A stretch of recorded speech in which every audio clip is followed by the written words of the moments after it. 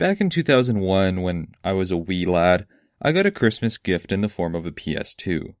And with this PS2 came the game Devil May Cry. Now, this was a big deal for me since before this, the only consoles I really had were an old NES and a Game Boy Color. So imagine going from this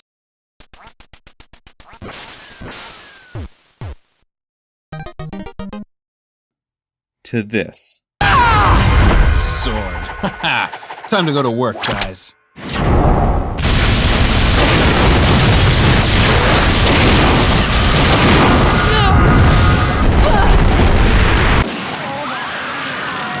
That isn't to say that I never experienced 3D games before.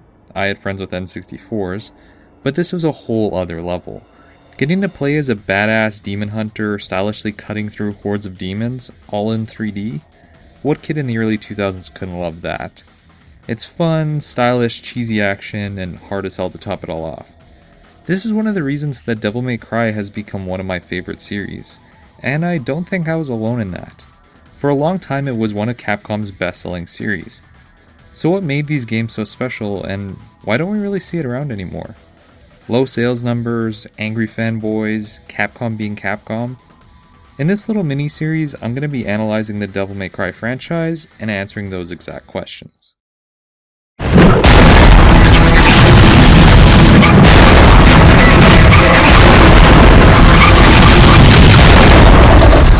Let's rock, baby.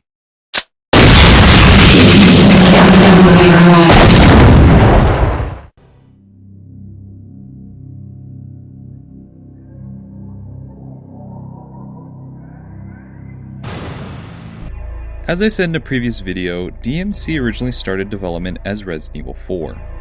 But when it was decided that the game was too supernatural and demonic for a series about zombies, it was made into a new, separate IP called Devil May Cry, which was released exclusively on the PS2. The game focuses on Dante, a demon-slaying bounty hunter, who is the son of the legendary demon knight Sparta.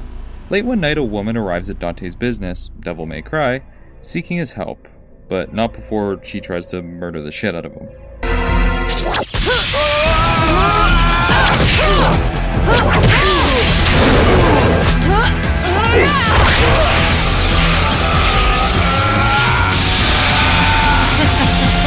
Are you really the son of the legendary Dark Knight Sparta?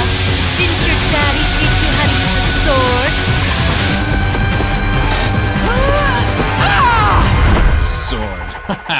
Time to go to work, guys. This is where we first see Dante's demonic abilities. After this, the woman, named Trish, reveals that this was all a test and that she needs his help, while Dante notices that she looks identical to his dead mother Ava. Trish explains that Mundus, the ruler of the underworld, is planning to open a gate to the demon world on Malay Island, and she needs Dante's help to stop him. Once they arrive on the island and Trish basically screws off, you as Dante are left to gradually explore the island and all its secrets.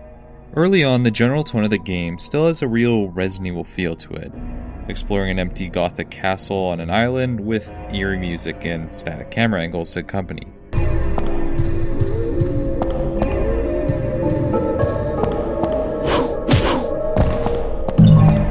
It all has this looming sense of dread, familiar to any Resident Evil fan, but once you encounter the first enemy, Devil May Cry starts to feel like its own game.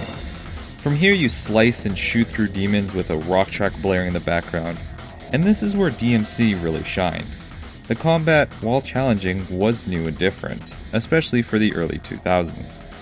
You see, Devil May Cry was the first major evolution of the 2D beat-em-up genre of the 90s into the 3D defined 2000s. Prior to Devil May Cry, there were 3D beat-em-up style games like Sword of the Berserk, Fighting Force, and The Bouncer, though most of them weren't great due to being made during the awkward transition years to 3D gameplay. There were struggles with targeting enemies, poor or simplistic controls, and a general lack of depth. In order to avoid these issues, the developers of DMC, codenamed Team Little Devils, centered the combat around stringing together moves into combos to fill a style meter that ranged from dull to stylish. This incentivized the player to be as stylish as possible while fighting demons. Using different moves, constantly hitting enemies, and avoiding being hit all factor into the style meter. By adding this style system, the developers added a lot of depth to the game by challenging the players to be better. grading their performance like a grade school teacher. This stylish combat would be known by many names like character action, stylish action, or spectacle action, or basically anything made by Platinum Games. Whatever you call it though, Devil May Cry was the game that defined this subgenre. Now, to avoid the general combat from becoming monotonous, the developers also added a few weapons with different moves and abilities throughout the game.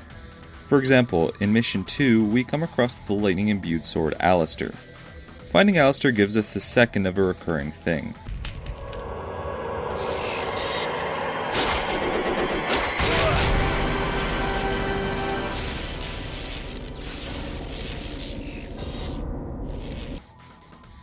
This is something that happens quite frequently, so I'm going to start a running tally. But after Dante survives another impaling, we add Alistair to our arsenal of weapons. Among other things, unlocking Alistair opens up the ability to use the Devil Trigger, which strengthens Dante's attacks for a period of time by transforming him into a more demonic form. Aside from the melee-based weapons, you can also find firearms throughout the game as well. Starting with Dante's signature ebony and ivory handguns, there's also the shotgun, grenade gun, Nightmare, and the underwater exclusive needle gun. While these didn't drastically change the gameplay, it did allow for more three-dimensional combat, which is useful when dealing with enemies in the air and extending combos. In addition to the couple extra weapons, if you collect enough red orbs, the game's currency, you can also buy new techniques for each weapon, or general abilities for Dante himself. This is how you first gain Dante's signature move, Stinger, which allows Dante to cover large distances while stabbing at an enemy.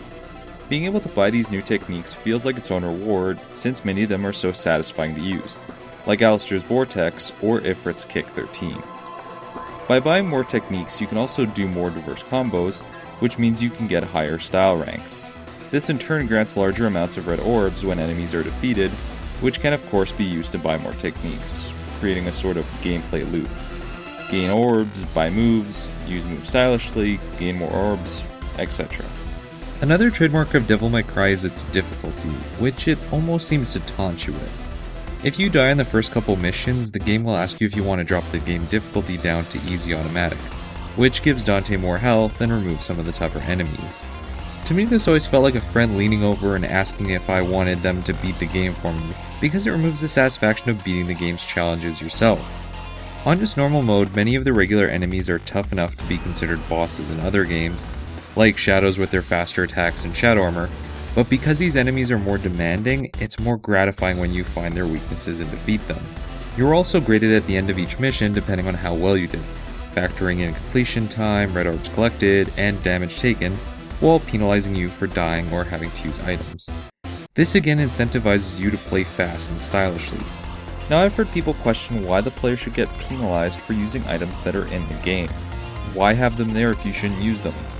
Well, because in the eyes of the game, it's giving you that option if you're struggling, but using items means you're admitting to needing help, which in turn means you're failing at something. This is the antithesis of being stylish, which is the focus of the game. And so essentially, if you play well, you shouldn't die or need to use items, meaning you won't be docked marks. This difficulty was one of the big reasons why Devil May Cry was so popular when it was first released, because, while we had games that were tough before, this was one of the first games that seemed to push you in hopes that you will get better and rise to the challenge the game sets for you. A lot of this challenge and difficulty was due to the game's director, Hideki Kamiya, and his history with arcades. Growing up in 1980s Japan, Kamiya spent a lot of time in the arcades. Playing games like Gradius, Space Harrier, and Ninja Warrior, Kamiya grew to love games that seemed simple at first glance, but required a lot of practice and skill to really master them. He would eventually implement this type of game design when he became a game designer and director at Capcom.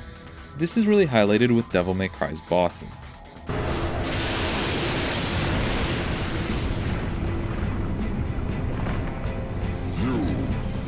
Are you the human, the son of Sparta who challenges the darkness for this? Block off, Featherface, or you can stick around and find out the hard way. Throughout the story, you run into servants of Mundus who act as your boss fights. These boss fights are the biggest test of skill in the game. If you haven't gained a grasp of the controls, you will have a bad time. For example, by the time you encounter Phantom during Mission 3, you should understand Dante's general mobility and hopefully know how to use the Devil Trigger. If you have Stinger, you can even stun Phantom mid-attack if you time it right. As a whole, pretty much all these bosses are well designed. They each have their own build-up, some even having levels based around encountering them. Then they are introduced, maybe in having some banter with Dante.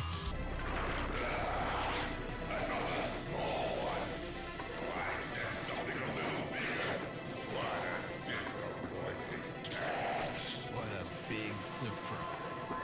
I hope for your sake you got something inside that big body of yours.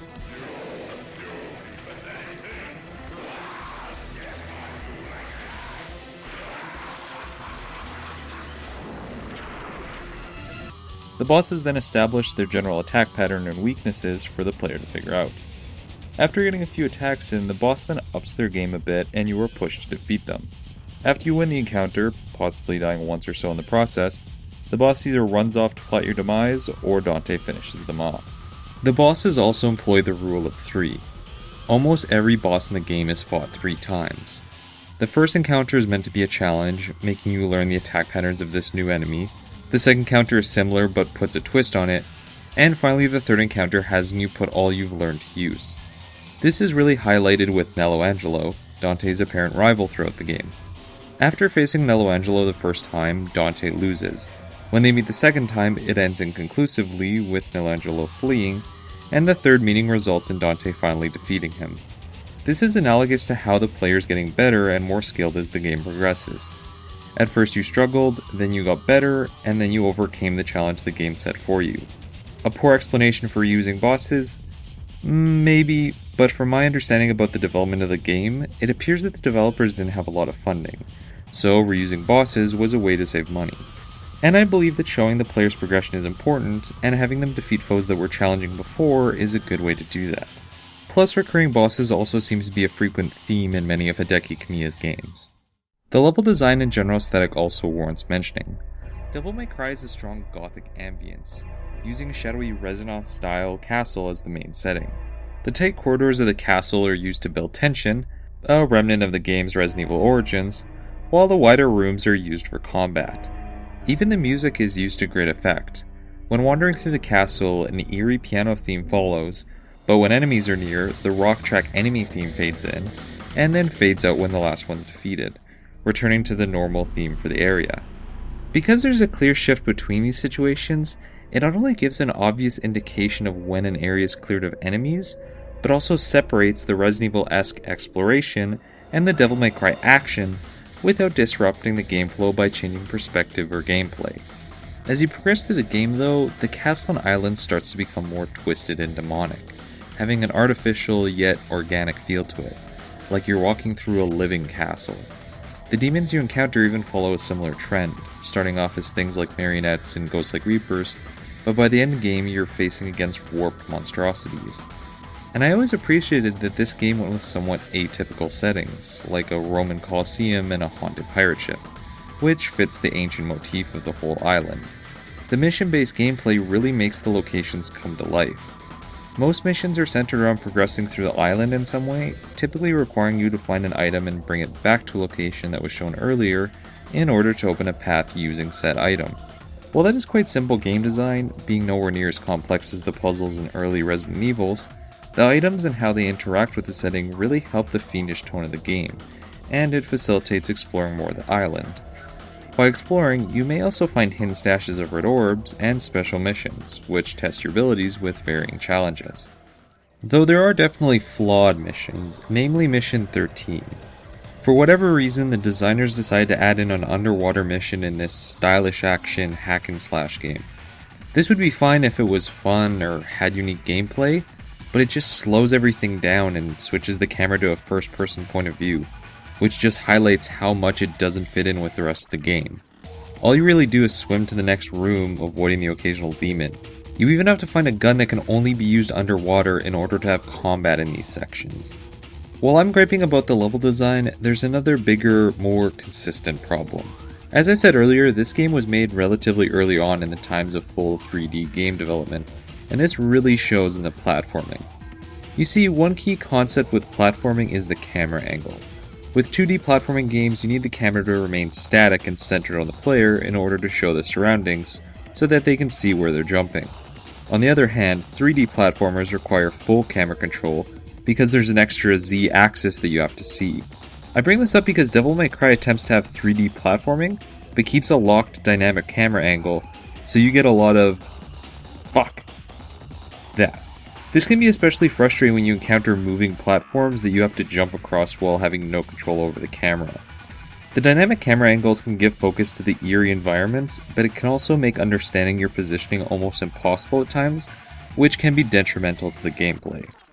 How it plays and challenge aren't the only things that made Devil May Cry stand out though. DMC also has a lot of personality. First, there's our protagonist in the red trench coat, Dante. Supposedly a large inspiration for Dante, in both design and character, was the main character from the anime and manga series Space Adventure Cobra. She's a bounty hunter, an unusual line of work for a woman. Get me? I am leaving. You have had too much to drink. With Cobra being a cocky, thrill-seeking adventurer clad in a lot of red, it's hard not to see the influence. Though while starting off as a cheeky, cocky action hero that doesn't really take anything too seriously, it's shown that Dante has some nuance. He hunts demons not only to pay the bills, but also avenge the death of his mother and brother, hence why he agrees to help Trish. After seeing Mundus' 3 eyes after his fight with Griffin, however, Dante realizes that it was Mundus who killed his mother, and gains his own motivation for fighting the Demon King. While on Malay Island, Dante also fights his brainwashed brother multiple times, and without even knowing it's Virgil, grows to respect his honorable ways and even regrets having to fight him. After defeating Nello Angelo, Dante finds his brother's half of his amulet, remembering when they were given the halves by their mother. So Mundus not only killed Dante's mother, but also brainwashed his estranged brother, who Dante is then forced to kill. Yeah, I would be a bit pissed at Mundus too. Then there's Dante's relationship with Trish. From the start we see Dante having inner conflict with her looking identical to his dead mother Ava. Oedipus complex. This comes to a head when Trish turns heel and attacks Dante, revealing she's been working for Mundus the whole time, and bringing him to Malay Island was a trap. The revelation causes Dante to struggle with wanting to rid the world of another demon, but not wanting to harm someone that represents the mother he lost. Though when Trish sacrifices herself for him, Dante's still saddened, especially since it was much like how his mother sacrificed herself for him. Oh yeah, before I forget.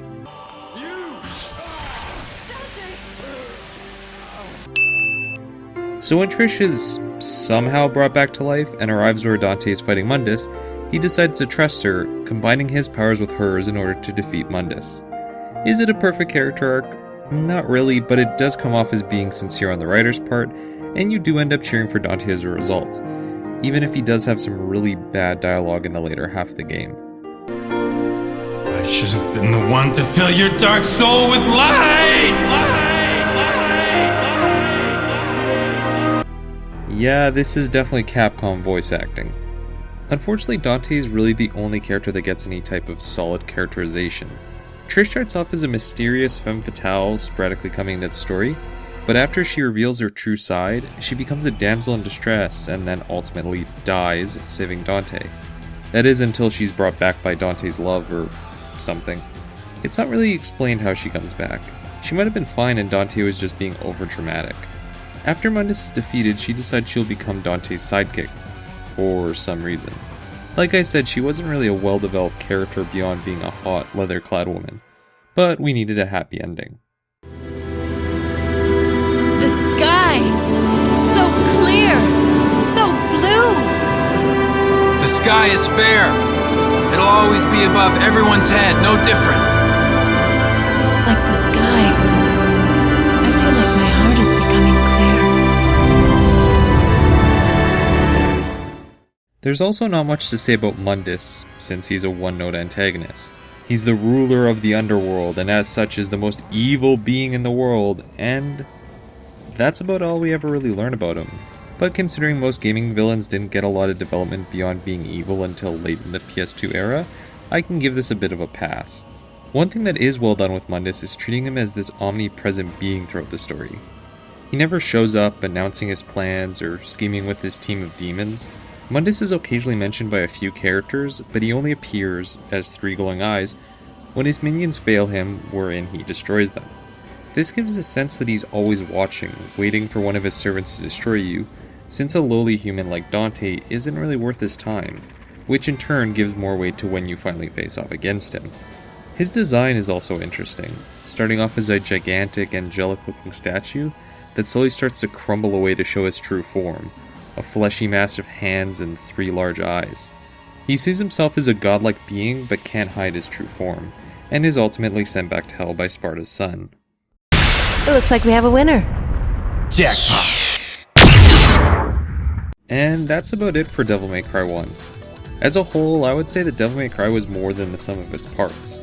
The cheesy main character, the fast action, the difficulty, the setting, the overall tone, it all mixed together to make an awesome game that, while it has its problems, I think still holds up to this day, more than a decade after its initial release.